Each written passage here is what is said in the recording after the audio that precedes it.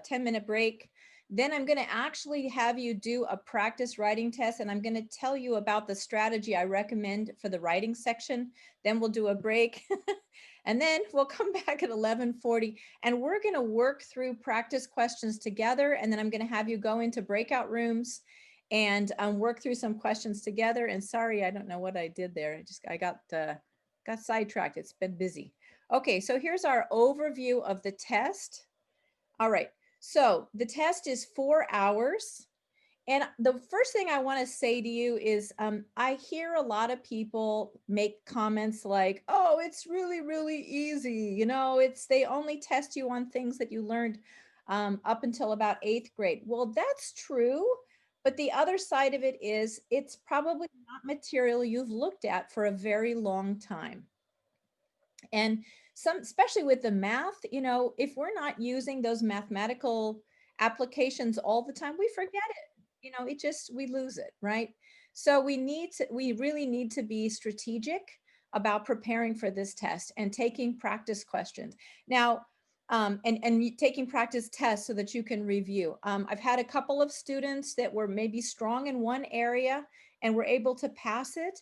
But then another area was problematic for them. And again, it's just getting your speed up, the speed. So think about exercising, right? We don't just go run a race without preparing. We do all kinds of practice activities if we're going to run a race, right? We do long, slow runs, right? And then we also do sprinting, right? Where we go out and I remember I was on the track team in high school and we do those is it called wind sprints? Jade probably knows because her husband's a kinesiology professor, but where you go out and you run just as hard as you can for, 100 yards, right? So because you need to get both those endurance muscles and your fast twitch muscles working. Well, your brain works the same way.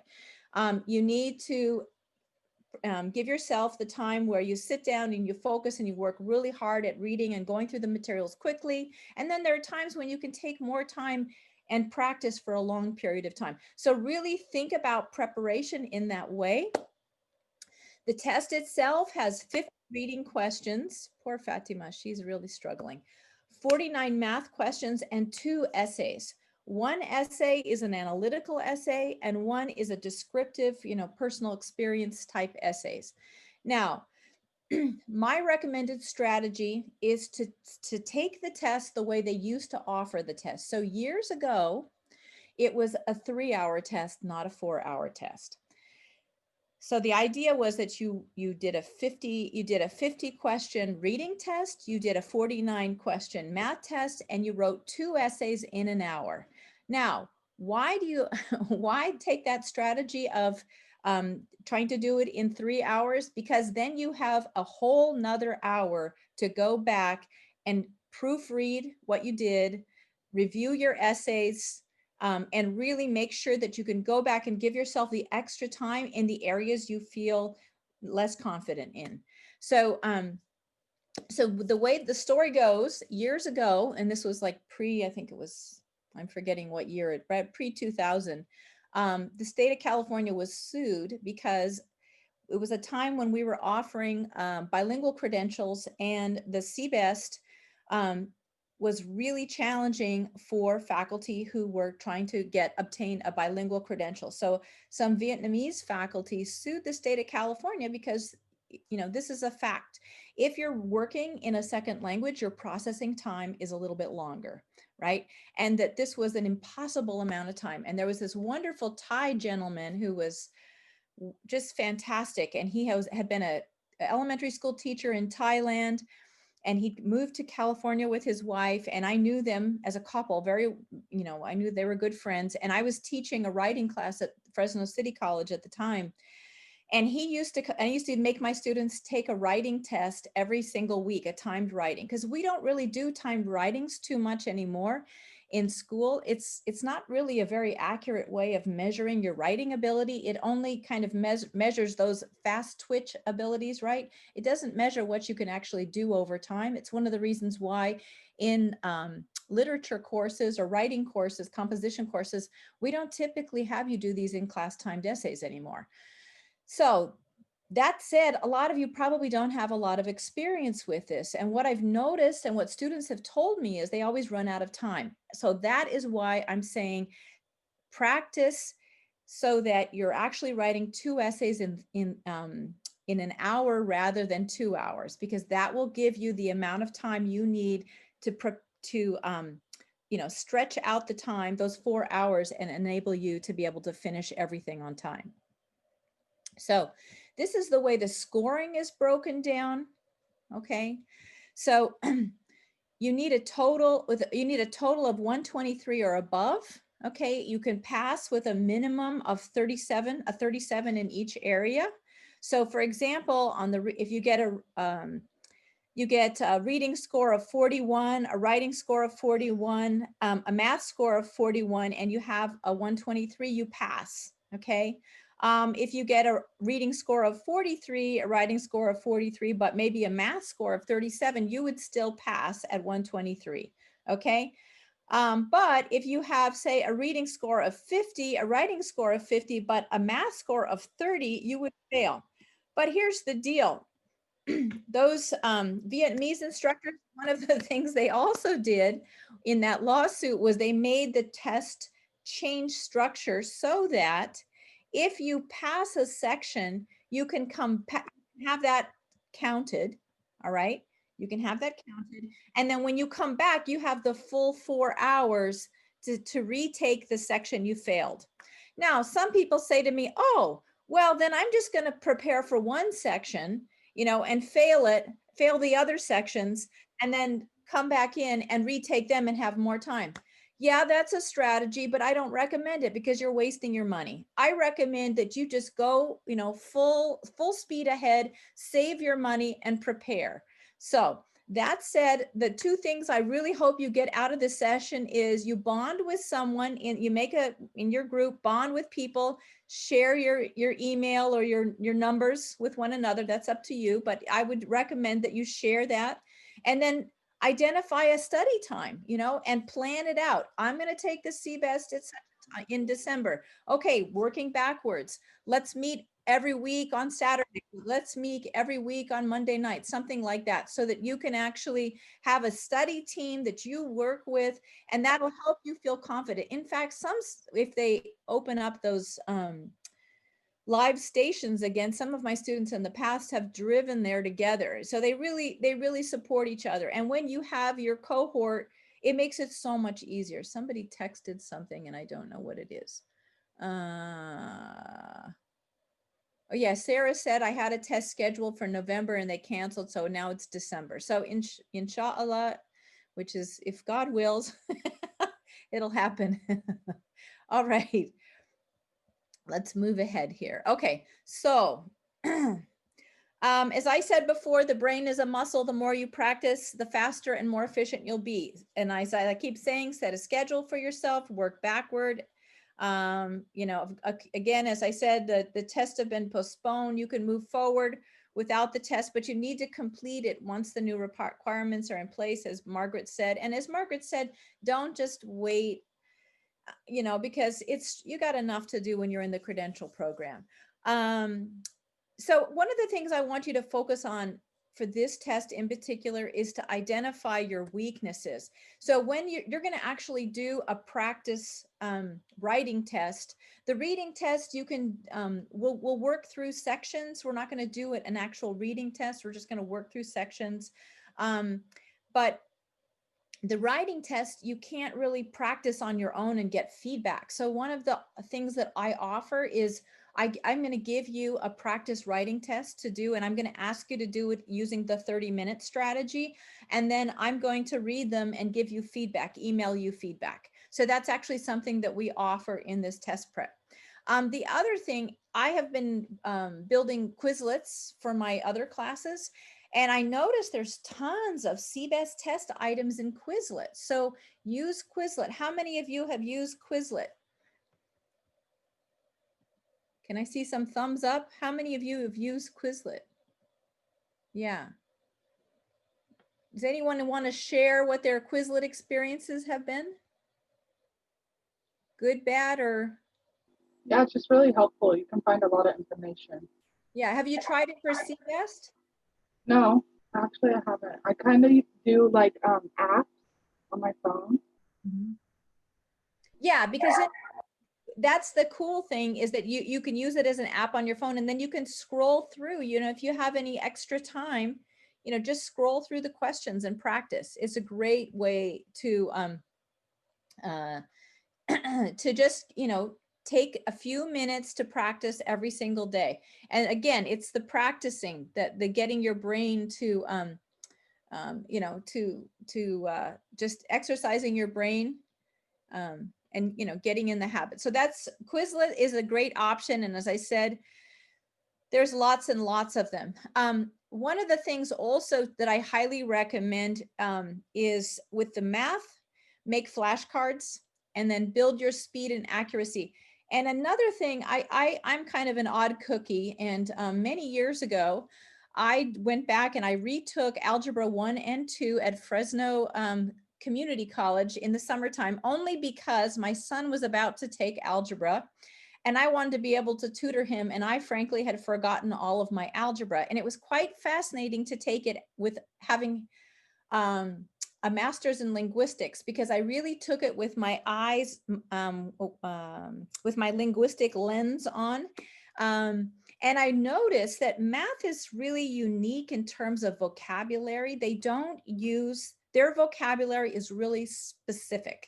They use it the way they use it. So with math facts, I highly recommend that you write down the definitions and like literally memorize the whole definition, because one of the things I noticed was that they'll ask math facts questions and you may think you understand part of it, but the reality is that there's an aspect of that definition that you're forgetting about. So that's something really important, is the math facts vocabulary, because math has a different set of vocabulary than other subjects. Also, if there are words you misspell, they do not give you a the spell check on the CBEST. And that is, frankly, I mean, I'm a terrible speller, very dyslexic, but I've overcome it because I get to work on computers. So one of the things that we'll try to do, I mean, it's a little challenging, is typically when we do the live CBEST, we have you handwrite, and I'll go through and circle words or circle words. Sometimes there are words that are homonyms, and we switch them out, and those are the kinds of things they will really ding you on your score, because they expect you to be able to spell. They expect you to be able to paragraph, just things like that. So again, identify your weaknesses and turn them into strengths. And I highly recommend that when you're writing or doing anything online and you typically misspell a word that the autocorrect corrects, write that word down, make yourself a flashcard or a Quizlet and practice it, because you've got to turn those weaknesses into your strengths. To be honest with you, I was dyslexic all my life, and one of the key what do we call it, interventions for students with dyslexia is teaching them linguistics. And guess what? I ended up doing a master's in linguistics, and it really helped me overcome my dyslexia, except most of you who know me as an instructor know that when I'm tired, my dyslexic brain takes over. But at any rate, all right, so let's go through the CBEST writing section. We're going to do that first. Okay, so I've got to watch the time and make sure I stick to my little schedule I promised you. Don't want to wear you out.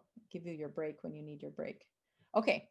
All right. So there are two kinds of essays. All right. Two kinds of essays, and we're going to practice them today. So one is the descriptive or narrative essay, and that draws on your life experience and asks you to show or describe, tell or narrate a significant event in your life and explain its significance. All right. The other is asks you to analyze a situation. And so in the expository essay, which is also called an issue essay, they're going to ask you to kind of take a step back and write an analytical discussion about this topic. Okay, so they're kind of very significantly different types of essays, and it's something to pay attention to. And there are three approaches that you can take to writing these essays. So one is to tell a story and give examples in your story based on your own experience. One is a why essay and one is a compare and contrast essay. So let's go through these.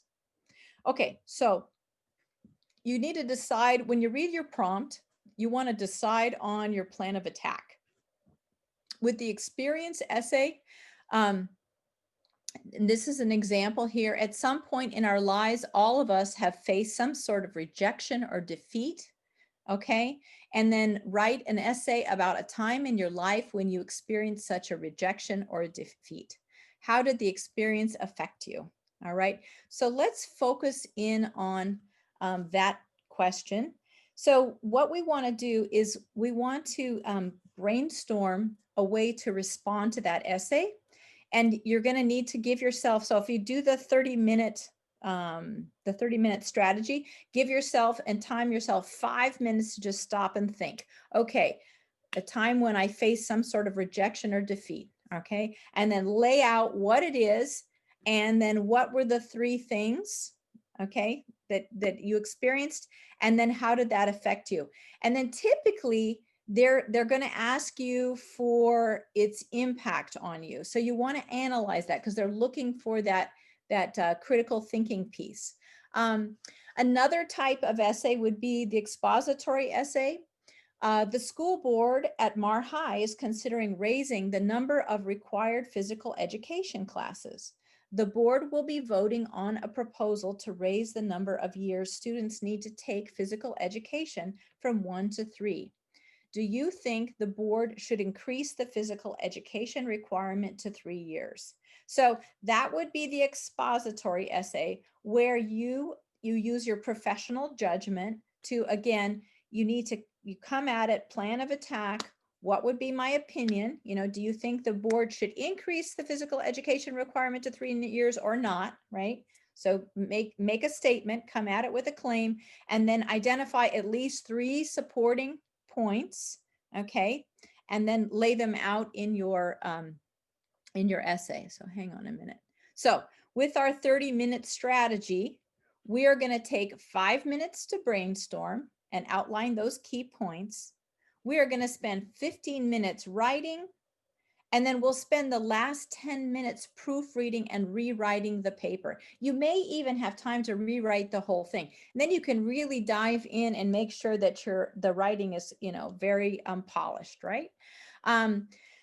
So the exam is 4 hours long. You could actually read the prompts and then make a few notes to yourself and do other parts of the exam and then come back and work on the essay. Okay, that's one strategy, and that's a strategy that I've heard other CBEST test prep folks, like leaders, recommend. Okay, because it allows you to kind of brainstorm and get ideas if you can't think of a topic initially.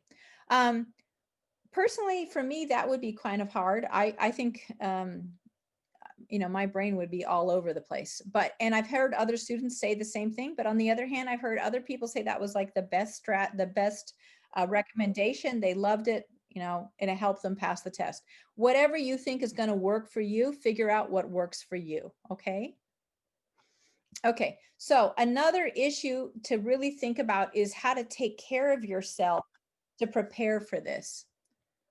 Okay. So you need to really conquer your nerves.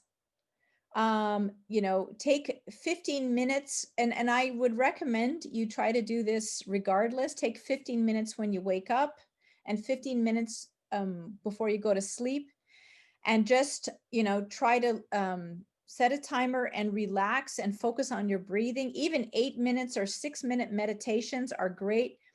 And I want to say that a lot of times we try to de-stress by doing things like watching movies, or some people drink alcohol. I do not recommend that at all. It's really helpful to just get off the technology and just set a timer and just give yourself permission to lie there and listen to your breath. Just listen to your breath and try to focus on your body and how you feel. Or take a walk in nature and do that. I often do yoga exercises, and I will hold a pose and I'll just breathe for 3 or 4 breaths and just really focus on my breathing and how I'm feeling in that pose, because that quiets your mind and it helps you focus. We don't realize this, but the technology that we're constantly being stimulated with really drains your mental energy. It drains your focus, and you really, to prepare for this test and also to really help your learning, you need to rein it in and give yourself, conquer your nerves, build your mindfulness practice, and really, take care of yourself and try to get off the technology. Okay. So plan of attack here. So one of the things that we can do when we're reading the test questions is study the language. So think about, what does it mean? So analyze means to sort of separate something into parts, okay? Argue means that they're asking you to take a stand, pro or con, okay? And then substantiate your position. And the one thing to remember is no answer is right or wrong as long as you provide the evidence you need to support your perspective. One of the problems I've noticed, again, from reading a lot of these sample tests that students run into, is that they'll start an argument and then they switch positions midway through, or they kind of lose their train of thought. That's a really easy thing to happen, because as you're building, you get ideas and you're writing and writing. So that's why I'm suggesting take 5 minutes and just, block out your, this is my stance, and these are the reasons why, and then stick to that. It doesn't matter. As I said, there's no right or wrong.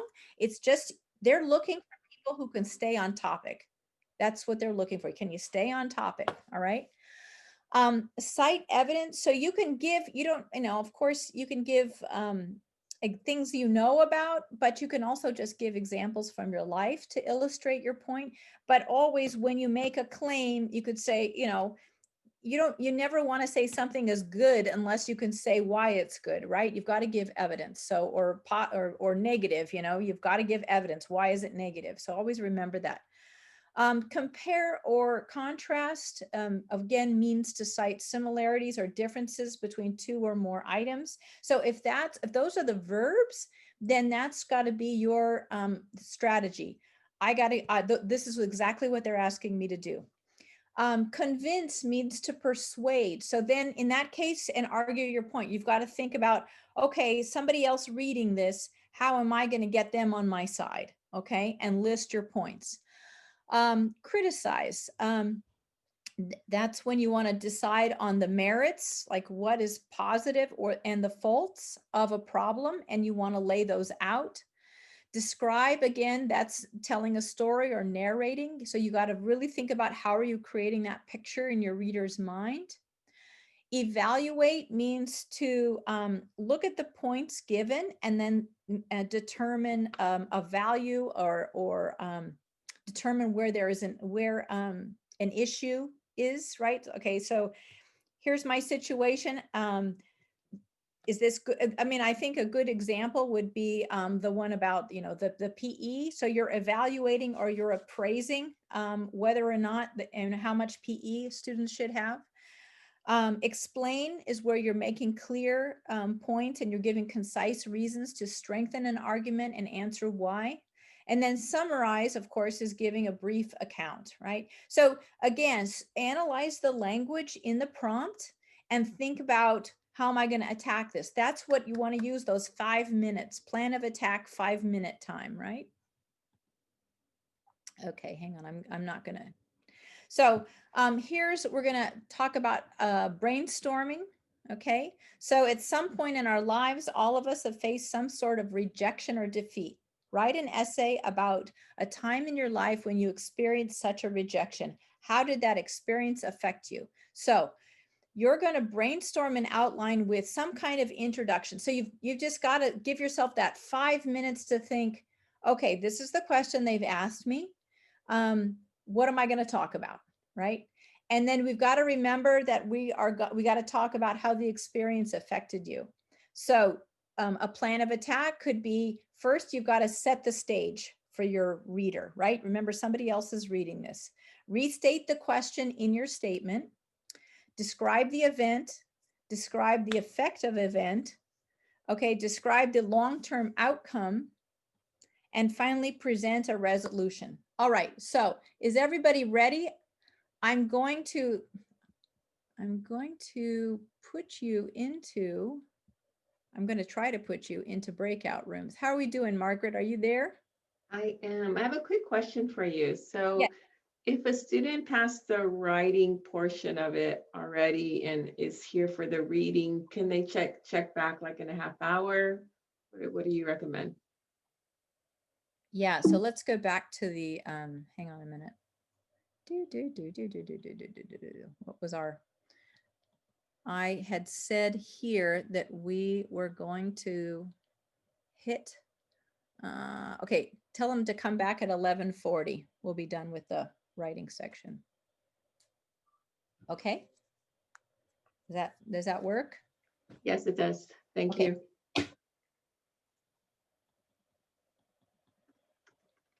Okay, so where were we here? Conquer your nerves. Hold on a minute.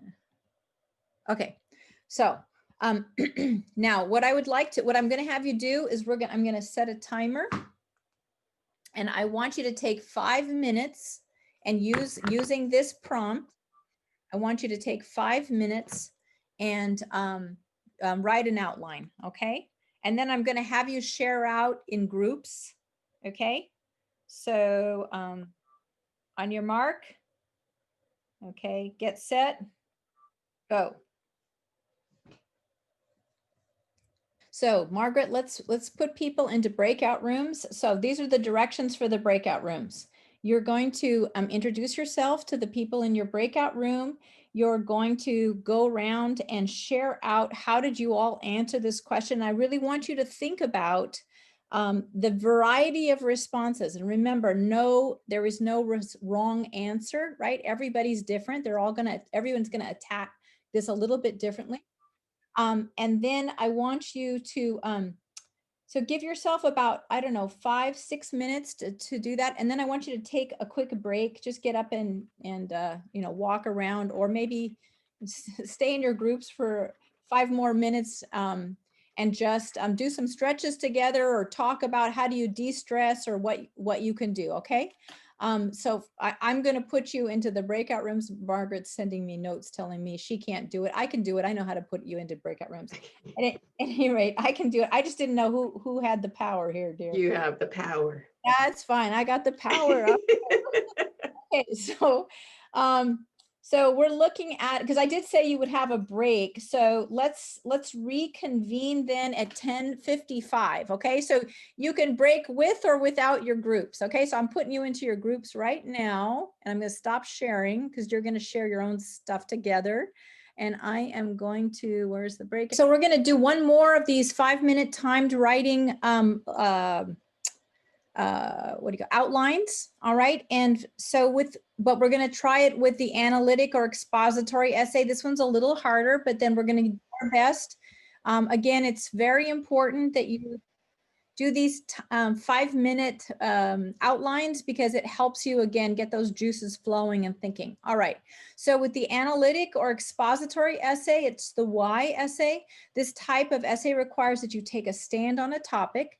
Your essay must analyze, evaluate, or expound, which is, add information on an issue. Your essay should expose an issue to a reader by thoroughly exploring it. So, quickly sketch out your ideas before you write. So basically your paragraph structure is going to be something like this. Introduce your thesis. So you've got to take a stand. All right. And then you sum up the reasons why you feel this way. And then it's real simple structure. You have paragraph. The first paragraph is is focused on one of your reasons. Okay, reason 1, state claim, supporting evidence. Paragraph, the third paragraph reads reason 2, state claim, supporting evidence. Paragraph 4 is your reason 3, state claim, supporting evidence. And then you kind of sum up your argument for the reader, saying, this is why I think this. So you're answering why. Why do you feel this way? Okay, any questions about this? Okay, so now we're gonna have a look. Hang on a minute. At another is the same analytic, but they give you a kind of a different structure. They want you to compare and contrast. So you'll be asked to identify and discuss similarities or differences. That's where you want to look for the language in the prompt. And for this type of essay, kind of use a good way to brainstorm is just use a Venn diagram. Sketch out your argument. Okay, so first you're going to introduce the topic to your reader in your first paragraph, restate the question and state your opinion and reasons. Okay, and paragraph 1 describes one example and the attributes, or why, right? With the same or different qualities, right? And then the paragraph 3 is going to describe the other example, which contrasts the attributes, the same or different qualities. And then the fourth paragraph is restate, telling how and why, example 1 is the same or different, and choosing your, and then restating your thesis, okay? So those are 2 different kinds of expository essays that you're likely to encounter. So what you do is you want to look at the prompt and think, okay, which one is it? Okay, and how am I going to organize my topic? So you're going to use those 5 minutes to figure it out. So I'm going to give you another 5 minutes of to look at a prompt, brainstorm, and then I'm going to pop you into a new set of breakout rooms to discuss your topic. You'll have well, anyway, I'll give you 5 minutes to talk, and then we'll actually do a regular 30-minute writing session. So hang on a second. I'm going to give you your topic. Let me go. I'm going to go back. Hang on a minute. Here's your topic. There you go. All right. And your mark, get set, go. You got 5 minutes. This is your essay. It's an analytical style. I'm going to again put you into breakout rooms. I want you to introduce yourself. I'm going to give you a new group of people to interact with. I want you to introduce yourselves, go through how did you attack this problem. Again, getting ideas from each other and just noticing the variation in how people attack this. So you'll have 5 minutes to visit with your groups. And then again, kind of 5 minutes, get up and stretch. And when we come back, we're going to dive right in and do a 30-minute timed writing. Okay. So here we're going to go into breakout rooms for, I'm going to recreate the rooms. Here. So let's get rolling. I found areas where I need more practice, like my body paragraphs. Good. It was good. And we learned that my goal with giving you these 5-minute breakouts is that you really get the juices flowing, because what all my students have told me with regard to taking CBEST is that they don't realize you've been in college, you've been writing sophisticated papers where you spend hours and hours writing and thinking about a topic. You don't have that time on the test. So you've got to keep it really simple. Sarah says 5 minutes isn't enough for an actual brainstorm. I know it doesn't feel like enough, right? So here's the deal. That's why you don't overthink it. Everybody tells me, oh, I overthink it. That's to keep it simple. I know you're used to writing much more sophisticated writing, and narrowing it down to something really simple like this is what is the hardest thing for college students, frankly, because you're used to writing more sophisticated stuff. So we are now going to do an actual 30-minute sample CBEST, and I'm going to send the link right now to you in the chat. It's in a Google Doc. So I want you to write I hope people don't lose it, but I want you to write it in the doc and submit it, because then I will send you, I'll read it and I'll score it and I'll send you feedback. Okay. So here is the link. Use the link, and then we will reconvene. It's 11:19 right now. We're going to reconvene at 11:40, and we'll start the second. We'll give you a little break, like a 5-minute break. And then we'll reconvene, I guess, at 11:50 for the second part of this workshop. So we're going to be a little bit late with the reading, folks, but that's what we're going to need to do. It says I need permission to access it. Oh, maybe because are you an MPC student? Let me see. Let me reset the permissions. Maybe, yeah, it might be just set for, hang on a second, send automatically. Okay, so here's the deal. It's not gonna, okay, hang on, there's something. So because I'm going to have, you're gonna have to add your email addresses, okay?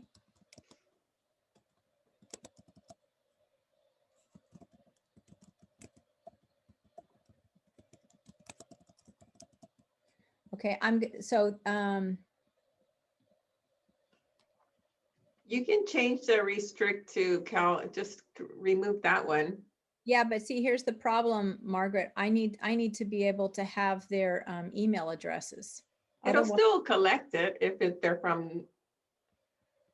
are you sure? Uh-huh. Okay. No, hang Yeah, on. if you remove the restriction for to Cal State, it'll still collect email addresses. Okay.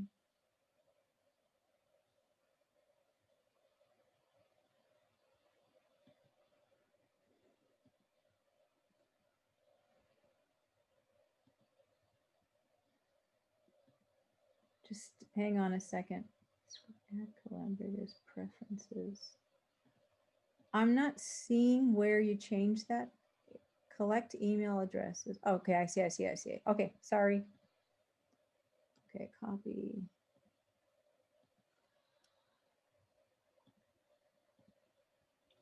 Okay, give this a try.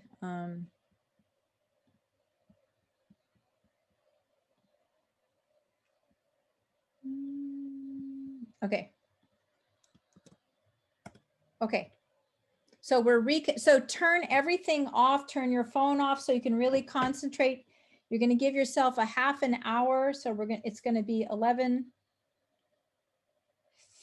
let's see, 50, 11:50, and then we'll give yourself 5-minute break. We'll convene again at 11:55. All right.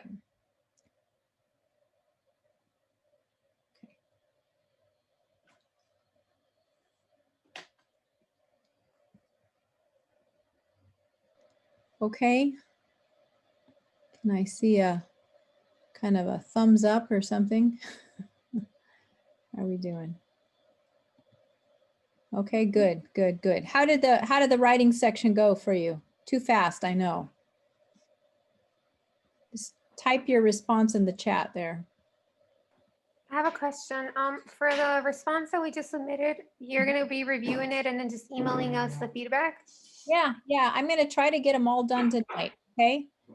Okay, thank you. So you should get them, really quickly, and then you'll have a sense of the things to work on, okay, for yourself. I'm seeing some notes here. So, okay, it went by quickly. Yeah, it does go by quickly.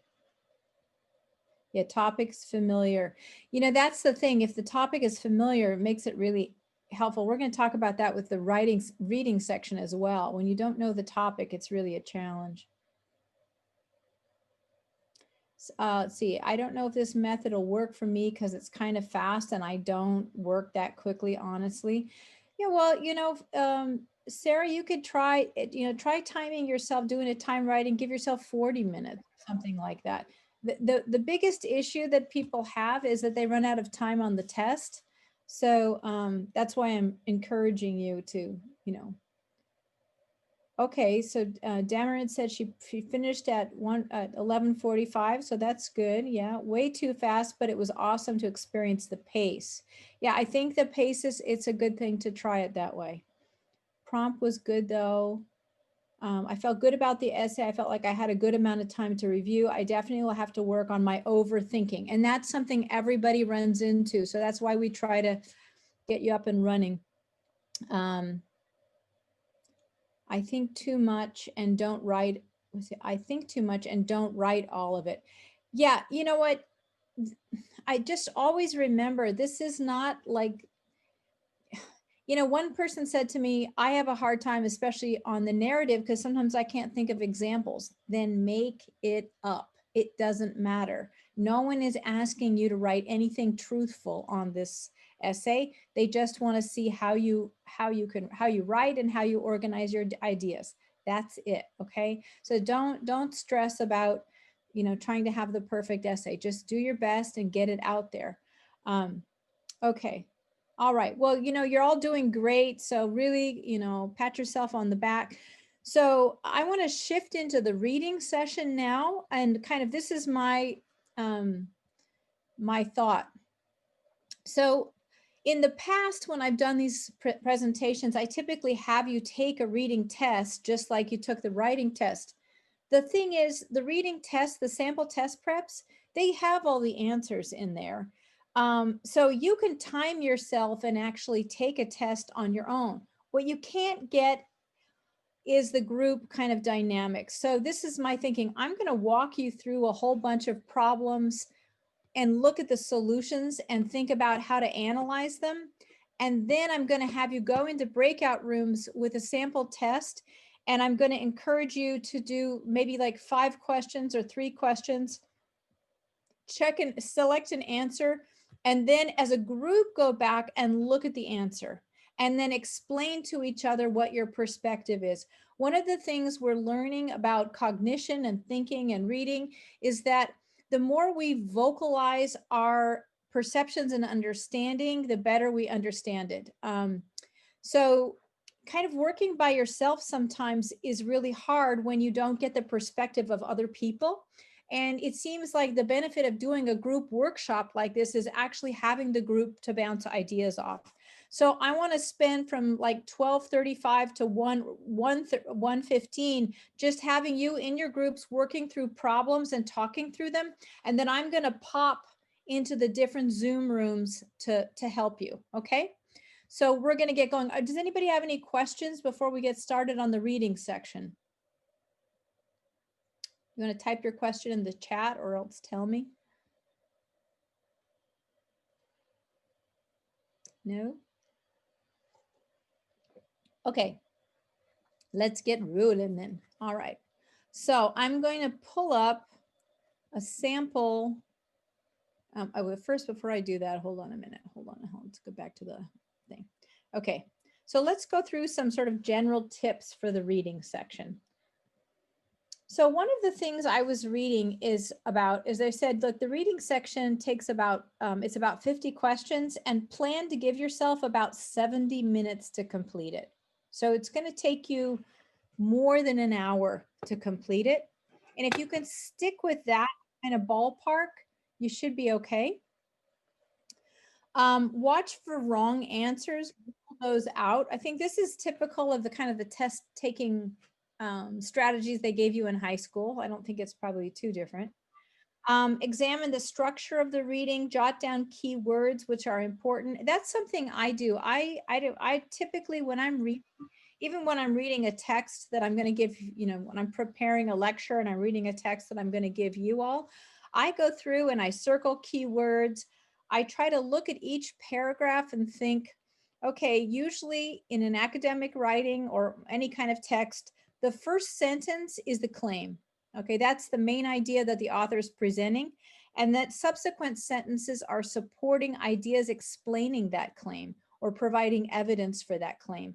And I really think about, focusing on looking at analytically at the structure of the text when I'm reading it, because it really helps me deconstruct the text and kind of zero in on what the author is saying. So that's kind of what I do. One of the tricky things is watching for negatives, words like not or except, because this typically means that the whole phrase, the point they're making is the opposite, right? So really, watch for those negatives, like, which of the following is not? So they're asking you the opposite, right? And then always read every answer choice, slow down, and then check off in your mind which one is going to be wrong, Also, hedges are words in linguistics. We talk about this a lot, which kind of qualify meaning. So they add possibility, may and might. And I think this is something to remember that educated writers and readers do. When we're young, we're sort of taught that everything can be divided into good and bad, right? But then when we get older and we go to college, we really are pushed to be critical thinkers, to say, okay, this may be bad, but what are the possible benefits, even though it's bad? And we think about the different types of ethical dilemmas, right? You know, you can have the ethical dilemma, which is it may be bad for one person, but for the majority of people, it's okay. You know, so those are the kinds of things that qualify statements. And the authors are really looking at your ability to think critically and notice these kinds of things, okay? So let's start. I'm going to take you through, we're going to look through some sample examples. I'm going to say also one of the most challenging parts of this CBEST and the reading section in particular is the fact that you only have a paragraph, right? So you don't have the whole text to take apart. So you're really limited to the information that's on the paragraph they give you. And that's where it can be hard, because if you don't have any life experience with the concepts they're presenting in that paragraph, all you can do is try to understand what they're saying, right? And to learn from what they're saying. So really look at it from through the lens of, okay, I'm learning about this topic. What are the kinds of strategies I can use to really unpack the meaning on a deeper level? So let me see, yes, I do. I have them right here. Okay. So I have these general strategies for the reading questions. This comes out of, I've got a whole bunch of CBEST test prep books, but this one, I really like the strategy. So I thought, why not just share it with you and talk you through it rather than reproducing tons and tons of PowerPoint slides. Okay, so as I said, 70 minutes to complete 50 questions. Think about that. It's, you know, use the information that's specifically stated or implied. You know, you don't want to spend too much time on any one question. So just be really careful watching your time. Let's see. I wanted to go through a few things. So there's a kind of 4-step approach. Pre-read the questions, then read and mark the passage, focus on stated or implied information. So again, sometimes the implied information, you need to base your implication on the words the author uses and not, again, what you think or you think you know about it, and then answer the question. Okay, I want to look at some examples. You know, they kind of focus on the concept of active reading, sort of staying alert and paying attention.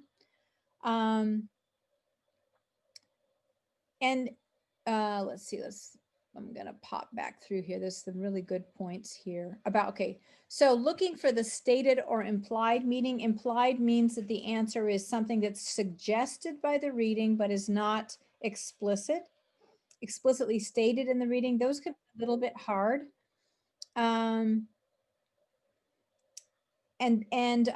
These question types test your understanding of the passage. They do not test the historical background of the passage, the biography of the author, or previous familiarity with the work. So you just really want to focus on what's in the passage itself. Ask the question that is answer the question that's asked. That's obvious. Okay. So here's some examples. So let's do this together. All right. So so here, prior to the reading passage, read each question. Don't spend a lot of time. So here's one. The author's argument in favor of freedom of speech may be summarized in which of the following ways? Okay. So what we're trying to do is focus on the summary part. So as they say here, the most important part is usually the most concrete and specific one. So, you know, oftentimes go straight to the first sentence, because that's where the claim will be. And then the subsequent points will focus on what the claim is explaining. All right.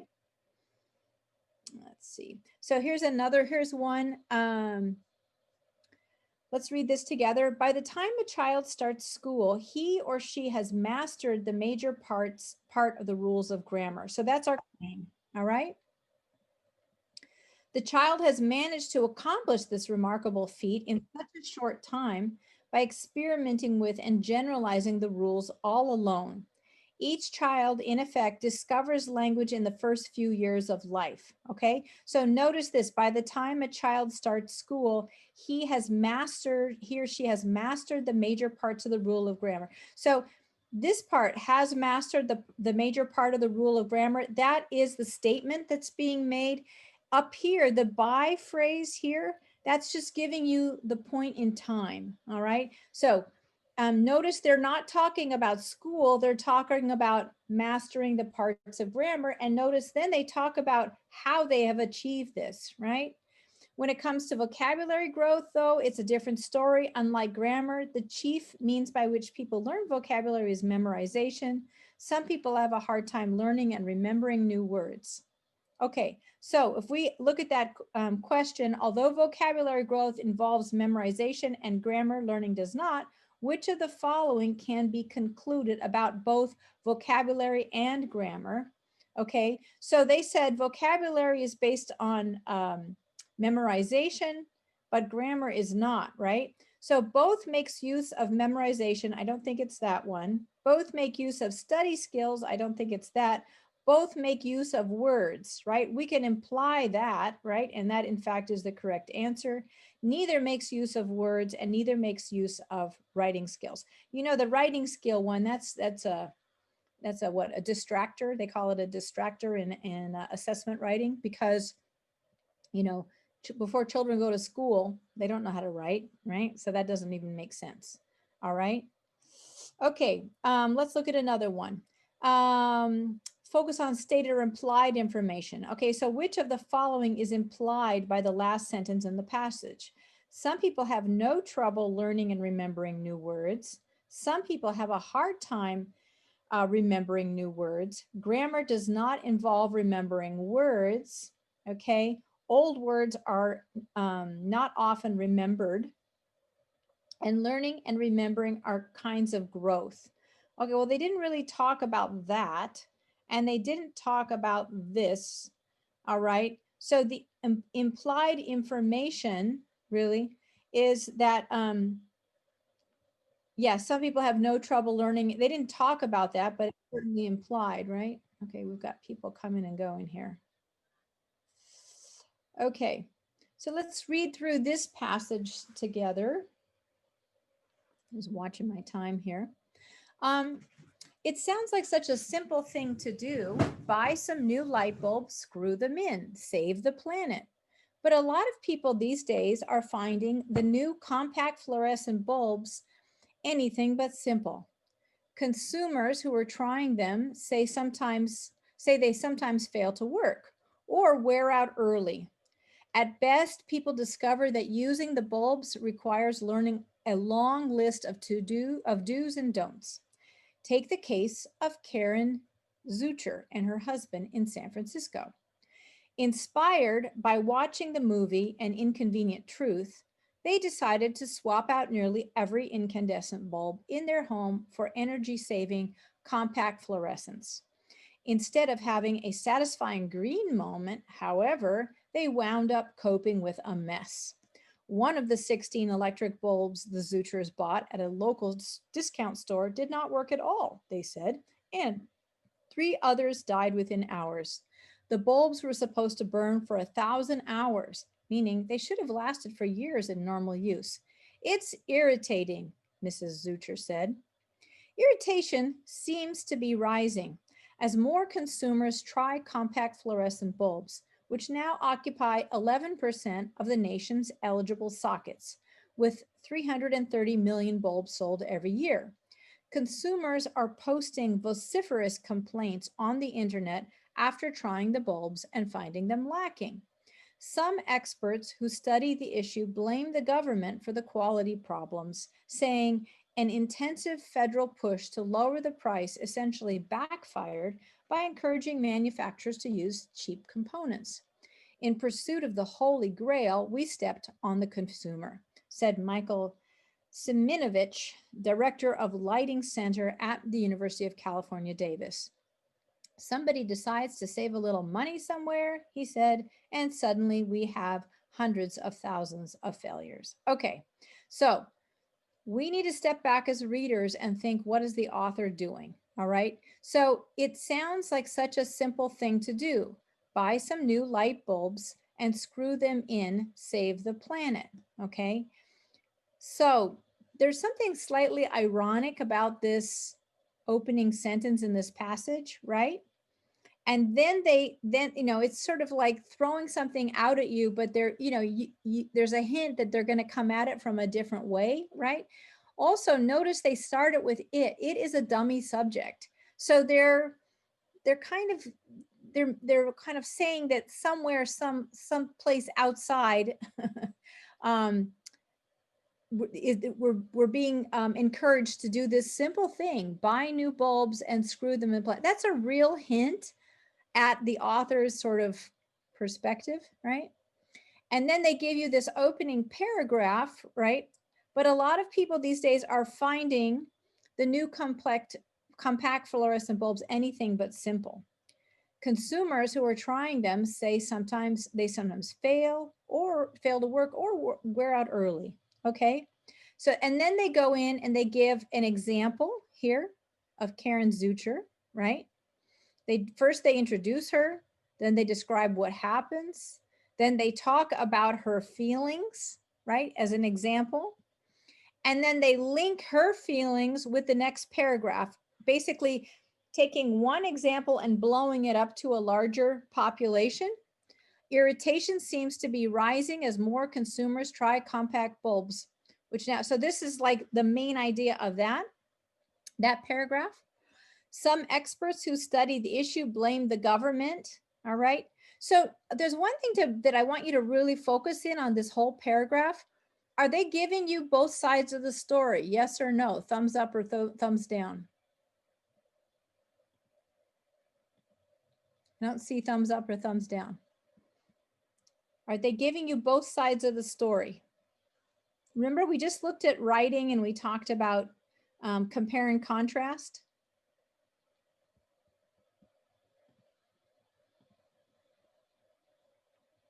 Yeah, they're not giving both sides, right? Yeah, exactly. Thumbs down, thumbs down, thumbs down. Right. So that's a real hint, right? Because who's giving this story? The author. It's a real strong hint at what the author's perspective is. Okay. Very strong hint. So let's go on now that we've kind of digested this. I know they tell you to look at the questions first, but I kind of wanted to go through the paragraph first and give you some hints at how I'm digesting it. And this helps because it's from a test prep book. And in the test prep book, they circle some of the key ideas. If you were taking this yourself in a paper test, you could do the same thing. If you're taking it online, I don't know that you have those available, depending upon the program.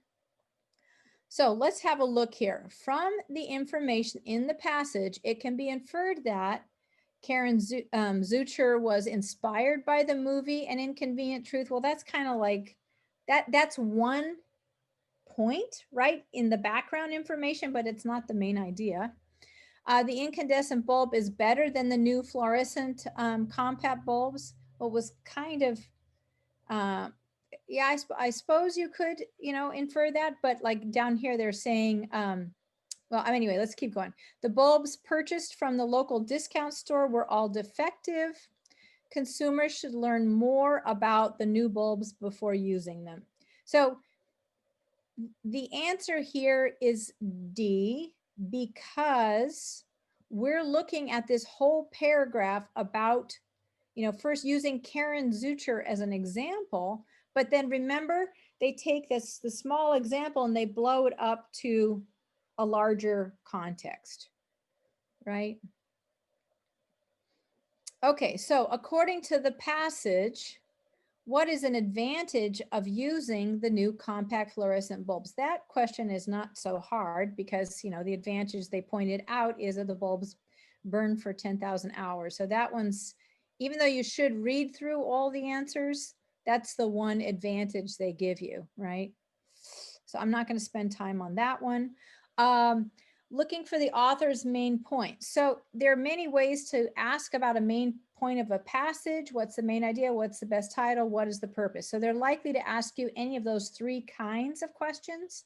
So the author's main idea in this passage is promote the use of new compact fluorescent bulbs, get consumers to replace old bulbs with new green bulbs, describe the problems consumers are having with new bulbs, explain the amount of energy saved with the new bulbs, inspire us to see the movie An Inconvenient Truth. So as I said before, E is really a distractor.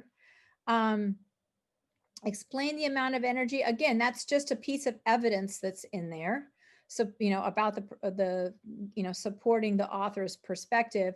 Describe the problems consumers are having with new bulbs. I mean, that is really the main issue. And they're using one consumer and then kind of expanding it to other consumers. Okay, let's keep moving here. Okay, so here's another passage. Let's read this together and kind of talk through it. Is this helpful to you? Yeah. A lot of times students seem to, they like looking through a text with me. It's basically, you know what this technique is? It's called a think aloud. So I'm reading this with you and sort of sharing what I'm thinking about it. I think it helps a lot. Okay. The fact that bacteria are capable of chemical communication first emerged from investigations into marine bacteria that are able to glow in the dark. Okay. Kenneth H. Nielsen and John Woodling Hastings of Harvard University observed that luminous bacteria in culture do not glow at a consistent intensity. In fact, they emit no light until the population reaches a high density. Now, I want to go back and just focus on a couple things. Like in this paragraph, you may encounter a lot of words you don't know, but I want you to look at sort of the way they've explained the paragraph to kind of help you. So the fact that bacteria are capable of chemical communication first emerged from investigations into marine bacteria that are able to glow in the dark. Okay, glow in the dark. So glow in the dark is really your hint at what they're talking about here. And then they go down and they say, observe that luminous bacteria. Okay, so lumen is from Latin. It means light giving, right? Like glow in the dark. Okay, and then they explain it, that bacteria in culture do not glow at a consistent intensity. So we know that that's really the focus point here. In fact, they emit means to send out, no light until the population reaches a high density. Okay, so try not to be terrified when you see a lot of words you don't know. Like really dig deep and look and see, because authors make ideas connect, and a lot of times they rephrase things in ways that kind of help you deduce what they're saying. Okay, so if you get a paragraph where all of a sudden you see a lot of words you don't know, take a deep breath and just say, look, I can do this. All right. Nielsen and Hastings knew that the light resulted from chemical reactions catalyzed by the enzyme luciferase. Okay, I'm going to luciferase, or I don't know. This is not a word I've ever seen, but I know that luz is light, right? Luz, luce in Spanish is light. It's also the same in Italian. Or luz, it's in Spanish, it's luz, in Italian it's luce. So luciferase, so I'm thinking this is mostly it's some kind of enzyme, right, that gives light, right? And that's what they're talking about here.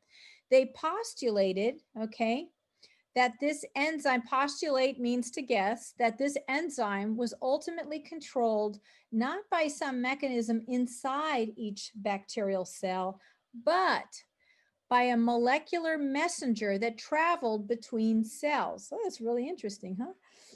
Once inside target cells, the messenger, which the researchers called an autoinducer, could induce expression of the gene's coding for luciferase and and I really don't know if that's luciferase or luciferase. I guess if I'm Italian, I'd say luciferase. So I'm going to say luciferase. And for the other proteins involved in light production, that is, the autoinducer could stimulate synthesis of the coded proteins and thus of light. They met their theory with skepticism at first, but has since then confirmed, but has since then been confirmed and expanded. Okay, so they're talking about this idea of chemical communication, that somehow the chemicals communicate. And then they talk, they give an example, okay? So again, the first sentence is the claim, and then the supporting sentences expand and explain what they mean by this claim, okay? Notice second sentence is an example, right? And then where they walk you through what these researchers did, okay, their process, okay? So let's have a look. According to the passage, Nielsen and Hastings' research was instrumental, indicating that, okay, bacteria communicate through molecular messages that travel between cells. Well, that looks awfully good to me, right? Luminous bacteria glow not at a constant density, but at various densities. Okay, so this is like an additional detail. So we're looking for, we want their research was instrumental in indicating that. So, you know, in all honesty, when we think about the topic of the whole paragraph, this is really kind of a main idea question, isn't it? Not a detail question, okay? So bacteria are genetically coded by the autoinducer. Again, another detail. The molecular messenger causes the bacteria to glow at high densities. Okay, again, another detail in the example. The autoinducer, not the enzyme, was previously believed, as was previously, that produces the luminosity.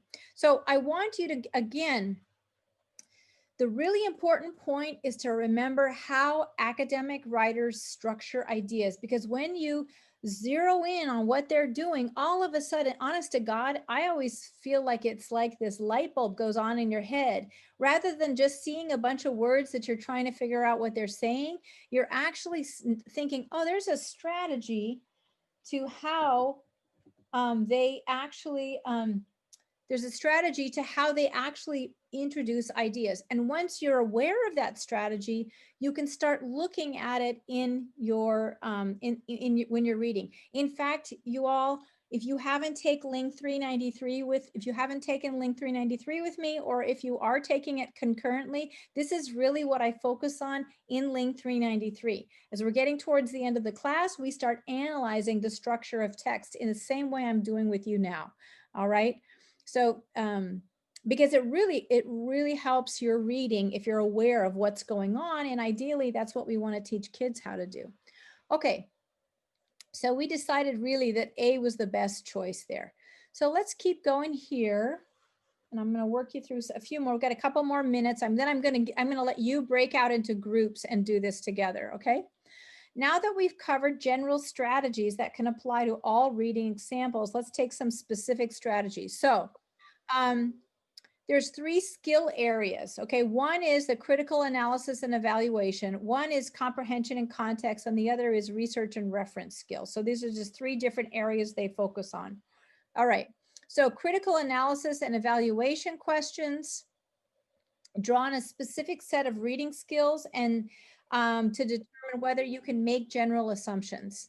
So identifying these skills are identify reasons and details that support the main idea. So again, if you're thinking about it in terms of that claim, evidence, warrant structure, it's real easy to figure out where the details are. Distinguish fact and opinion.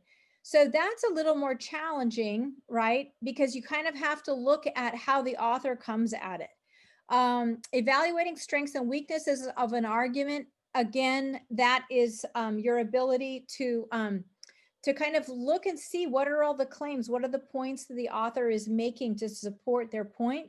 And if you think about it, you're doing the same thing when you're writing in the written part, when you're doing those analytical expository pieces. Comparing and contrasting, same thing. Making general predictions and logical assumptions, okay? Recognizing the author's underlying attitude, opinion, or viewpoint. That part is really the trickiest because you've kind of got to look at, so if we go back to this one that we just looked at, here, the one about Mr. Zucker, Mrs. Zucker, you really get a sense here. I mean, my sense here is that this author is not really presenting both sides of the argument, right? So because they only present one side, you can kind of see that, this is really the author's opinion. They really don't like the idea that the government is telling people what to do, all right? But of course, we know what the downside of that is. They tell people not to wear masks, and then we got a problem, huh? Anyway, just thought I'd mention that. Anyway, so here we go. Okay, so now this is another tricky part. They have these passages where they have numbered sentences. Now, again, remembering the claim, evidence, warrant strategy when you're going through these is really helpful. Because sometimes what they do is they leave a sentence out and they say, what's the best sentence that would fill that spot? So if you know that it's like, for example, if they left out sentence one, one is your claim, and you have these supporting points, you know that whatever the sentence they want you to substitute in sentence one, right, needs to be a claim that would support the points, the following points, right?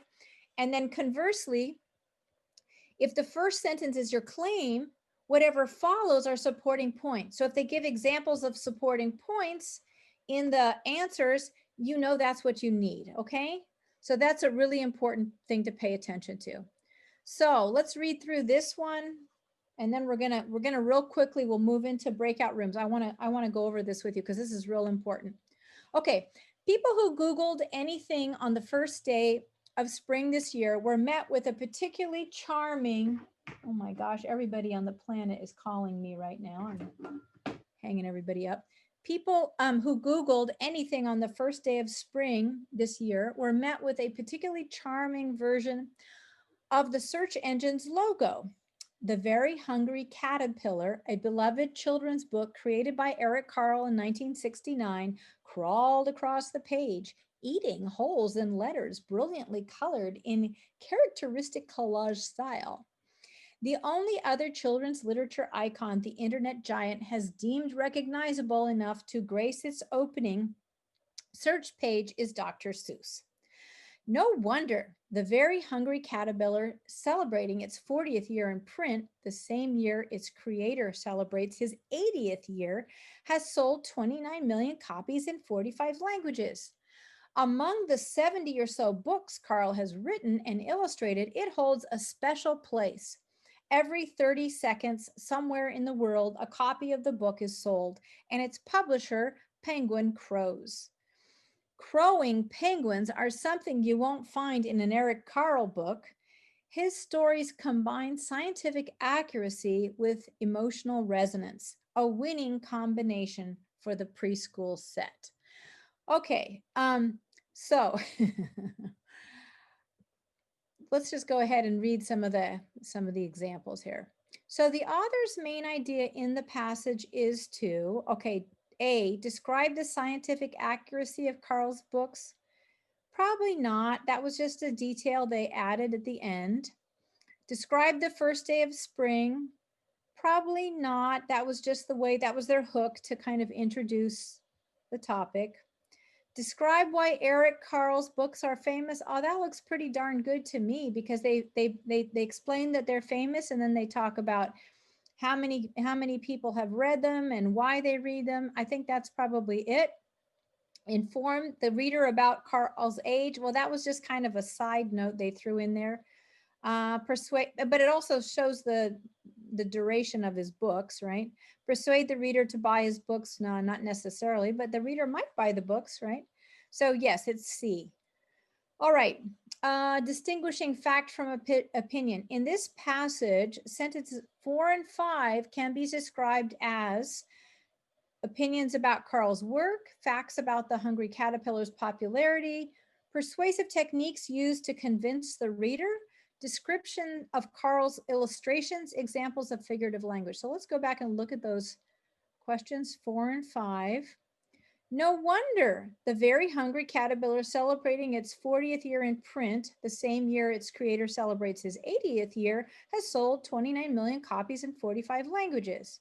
Among the 70 or so books Carl has written and illustrated, it holds a special place.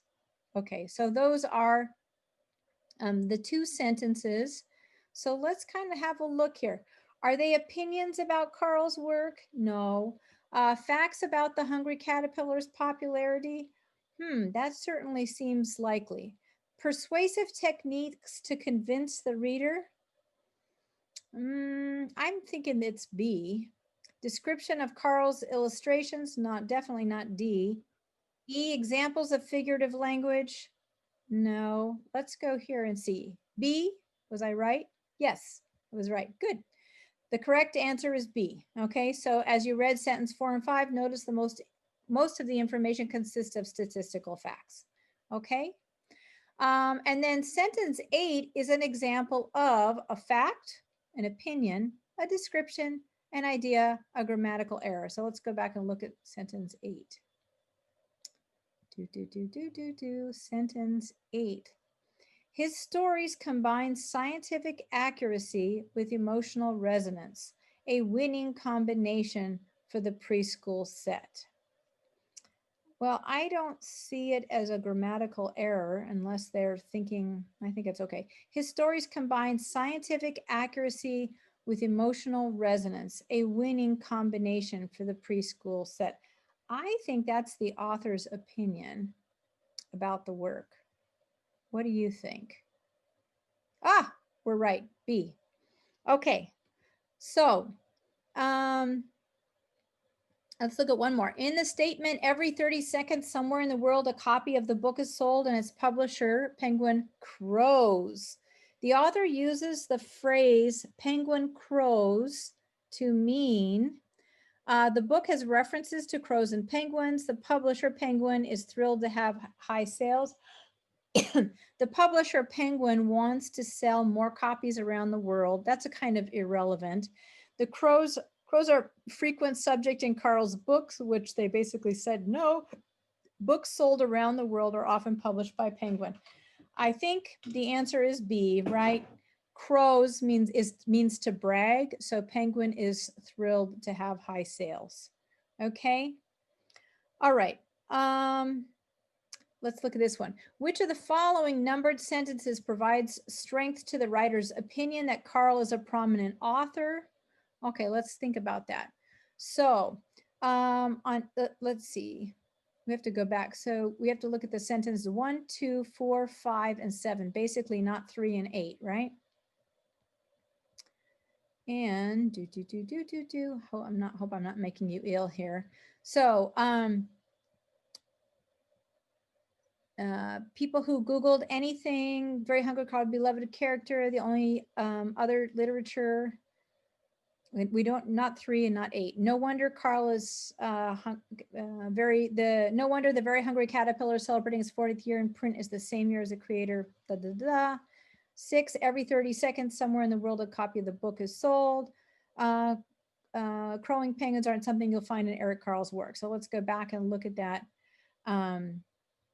question. Which of the following numbered sentence provides strength to the writer's opinion that Carl is a prominent author? I think the one about the number of people, right, who have read it. Where is that one?